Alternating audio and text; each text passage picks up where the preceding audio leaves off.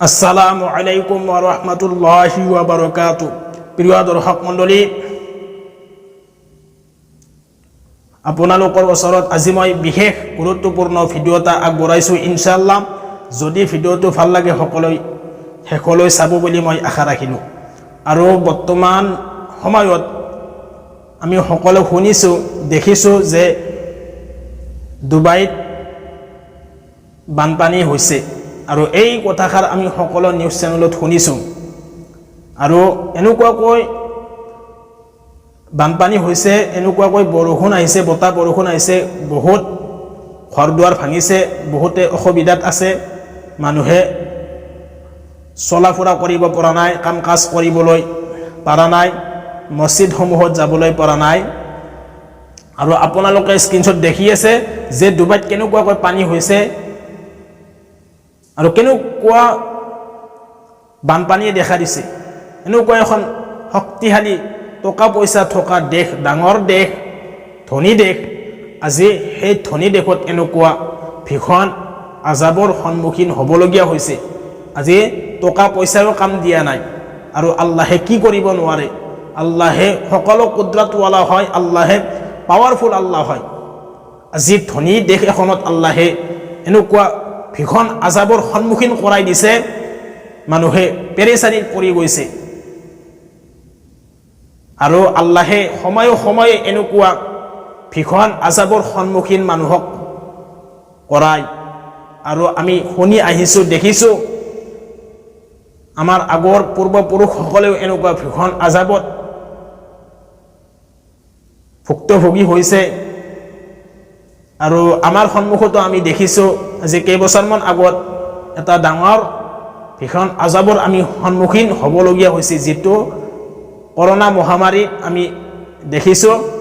কেইবছৰমান আগত এনেকুৱা বেমাৰ আহিছে, যিটো বেমাৰৰ বাবে আমি আল্লাহৰ হুকুমত খাৰা হ'ব পৰা নাই, আল্লাহৰ হুকুম আহকাম মানিব পৰা নাই। 5 ওয়াক্ত নামাজ পঢ়াৰ পিছৰ কথা, আনকি জুমাৰ নামাজ, পবিত্ৰ ঈদুল ফিতৰৰ নামাজ আমি একগোট হৈ ঈদগাহ ময়দানত পঢ়িব পৰা নাই। এনেকুৱা এটা ভীষণ আজাবৰ আমি সন্মুখীন হৈছিলোঁ। যা হওক, আল্লাহ ৰব্বুল ইজ্জত ৱাল জালালে এনেকুৱা ভীষণ আজাবৰ পৰাই আমালোকক সকলোকে মুক্ত কৰিছে, এতিয়া দেখা দিছে ডুবাইত। আৰু সময়ে সময়ে আল্লাহে মানুহৰ ওপৰত যুগে যুগে এনেকুৱা ভীষণ আজাবৰ সন্মুখীন কৰায়। আৰু এইবিলাক আজাব কিহৰ বাবে আহে?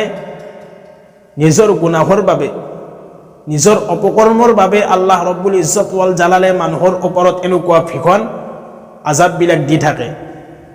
আৰু কেতিয়াবাই আল্লাহে এনেকুৱা আজাববিলাক দি পৰীক্ষা কৰে।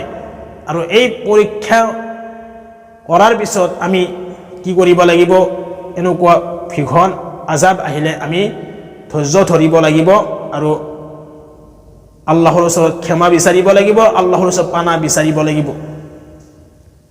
আৰু কেতিয়াবাই নিজৰ অপকৰ্মৰ বাবে, নিজৰ গুনাহৰ বাবে আমি এনেকুৱা ভীষণ আজাবৰ সন্মুখীন হ'বলগীয়া হয়।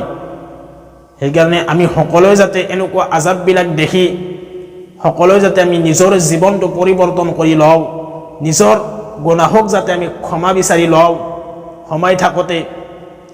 আজি ডুবাইত হৈছে, অহাকালি আপোনাৰ মোৰ দেশত এনেকুৱা ভীষণ আজাব দেখা দিব পাৰে, কোনো গেৰাণ্টি নাই। কোনে কেতিয়া কেনেকৈ মৃত্যু আহি যায়, কোনে কেনেকৈ মৃত্যুবৰণ কৰে, কোনো গেৰাণ্টি নাই। সেইকাৰণে আমি সকলোৱে সময় থাকোঁতে যাতে সকলোৱে নিজৰ জীৱনটো ইছলাহ কৰি লওঁ, পৰিৱৰ্তন হৈ যাওঁ, আল্লাহৰ হুকুমত পৰিপূৰ্ণ হিচাপে আমি খাৰা হওঁ, নবীজী সাল্লাল্লাহু আলাইহি ওয়াসাল্লামৰ সম্পূৰ্ণ সুন্নাত মোতাবিক আমি চলিবলৈ যাতে সকলোৱে চেষ্টা কৰোঁ। কিয়নো সময় থাকোঁতে আমি এইবিলাক ক্ষমা বিচাৰিব লাগিব, নহ'লে আমি ভীষণ আজাবৰ সন্মুখীন হৈ আমি কবৰৰ আজাব খাই থাকিব লাগিব। আৰু কবৰৰ ভীষণ আজাব আমি সকলো সন্মুখীন হ'ব লাগিব, যদিহে আমি আল্লাহৰ ওচৰত ক্ষমা নিবিচাৰোঁ, আল্লাহৰ ওচৰত তওবাহ নকৰাকৈ আমি ইন্তিকাল হৈ যাওঁ। কবৰৰ ভীষণ আজাবৰ সন্মুখীন হোৱাৰ পিছতে আকৌ হাছাৰ ময়দানত কিয়ামতৰ দিনাখন সেই ভয়ানক দৰ্দনাক ভীষণ আজাবৰ আমি সন্মুখীন হ'ব লাগিব যদিহে আমি তওবাহ নকৰোঁ, আমাৰ জীৱনটো পৰিৱৰ্তন নকৰোঁ। সেইকাৰণে আমি সকলোৱে নিজৰ জীৱনটো সংশোধন কৰি লওঁ, পৰিৱৰ্তন হৈ যাওঁ, ইছলাহ কৰি লওঁ। সকলোৱে যাতে নিজৰ গুনাহবিলাক ক্ষমা বিচাৰি নিজৰ গুনাহবিলাক আল্লাহৰ ওচৰত ক্ষমা বিচাৰি নেকিৰ কাম কৰে, ভাল কাম কৰে, আল্লাহৰ হুকুমত সম্পূৰ্ণৰূপে খাৰা হওক আৰু নবীজি সাল্লাল্লাহু আলাইহি ওয়াসাল্লামৰ সুন্নাত মোতাবিক সম্পূৰ্ণৰূপে মানি চলিবলৈ চেষ্টা কৰক। ইনশাআল্লাহ আল্লাহে নিশ্চয় মদত কৰিব। অন্যথা যদি আমি তাৰ বিপৰীত গুনাহৰ কামত লিপ্ত হৈ থাকোঁ, অপকৰ্ম কৰি থাকোঁ, তেনেহ'লে আমি এনেকুৱা সময়ে সময়ে এনেকুৱা ভীষণ আজাবৰ সন্মুখীন হ'ব লাগিব যদিহে আমি আল্লাহৰ ওচৰত ক্ষমা নিবিচাৰোঁ, আল্লাহৰ ওচৰত পানাহ নিবিচাৰোঁ। সেইকাৰণে আমি সকলোৱে যাতে নিজৰ জীৱনটো পৰিৱৰ্তন কৰি আমি যাতে সকলোৱে আল্লাহৰ হুকুমত খাৰা হওঁ, নবীজি সাল্লাল্লাহু আলাইহি ওয়াসাল্লামৰ সুন্নাত মোতাবিক চলাৰ চেষ্টা কৰোঁ আৰু আমি সকলোৱে যাতে পেলেষ্টাইনৰ মুছলমানসকলৰ বাবে আমি দোৱা কৰিম। আজি পেলেষ্টাইনৰ মুছলমানসকলে কেনেকুৱাকৈ জীৱন যাপন কৰিছে, তেওঁলোকৰ সৰু সৰু বাচ্চাবিলাক ঢুকাই গৈছে। আজি আপোনাৰ মোৰ দেশত যদি তেনেকুৱা অৱস্থা হ'লহেঁতেন তেনেহ'লে আমি বৰদাস্ত কৰিব নোৱাৰিলোহেঁতেন। আজি তেওঁলোকৰ ইমান মজবুত থকাৰ পিছতো তেওঁলোকে হাৰ মানা নাই। সেইকাৰণে আমি সকলোৱে যাতে তেওঁলোকৰ বাবে দোৱা কৰোঁ। আল্লাহ ৰব্বুল ইজ্জত ৱাল জালালে তেওঁলোকক যাতে সহায় কৰে, লগতে আমাৰ ভাৰতবৰ্ষৰ মুছলমানসকলক, সকলো উম্মাতে মুছলিমাক, উম্মাতে মুহাম্মাদিক যাতে আল্লাহ ৰব্বুল ইজ্জতে এনেকুৱা ভীষণ আজাবৰ পৰা যাতে হিফাজত কৰে, আমি সকলোৱে দোৱা কৰিম ইনশাআল্লাহ। আৰু সকলোৱে যাতে আল্লাহৰ হুকুম পৰিপূৰ্ণ হিচাপে মানে নবীজি সাল্লাল্লাহু আলাইহি ওয়াসাল্লামৰ সুন্নাত মোতাবিক চলাৰ যাতে সকলোৱে চেষ্টা কৰে ইনশাআল্লাহ। আমা আলাইনা ইল্লাল বালাগ।